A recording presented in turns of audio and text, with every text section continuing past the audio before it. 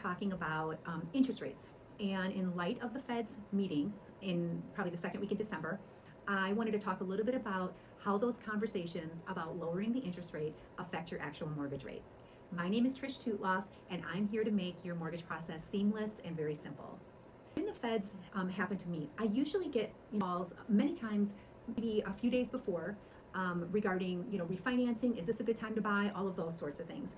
And the thing that I wanted to share with you guys today is when you hear that the Feds are meeting to lower interest rates, it's not typically the mortgage interest rates. They don't set the mortgage interest rates. It's usually like credit cards and personal loans and stuff like that. So, however, the Fed's meeting, that does indirectly affect the interest rates. And the reason why it indirectly does is because, first and foremost, it's how the stock market responds to the Feds. So typically when the stock market is doing phenomenally and the stock market's going up, a lot of times you're going to see interest rates ticking up as well.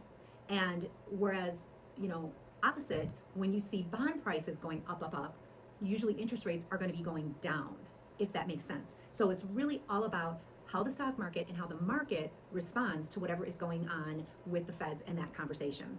Another thing is like the economics, like when they announce like job growth, inflation, all of those kinds of things, those things affect what happens with mortgage interest rates. So that's the first thing I wanted to mention. The second thing is many times mortgage companies, especially the last two times the Feds lowered the interest rates, prior, like a week prior to them lowering it, or maybe like 3 or 4 days to a week prior to them closing it, the mortgage companies, in preparation for the Feds lowering those interest rates, mortgage companies already lower them prior to the Feds even meeting about it.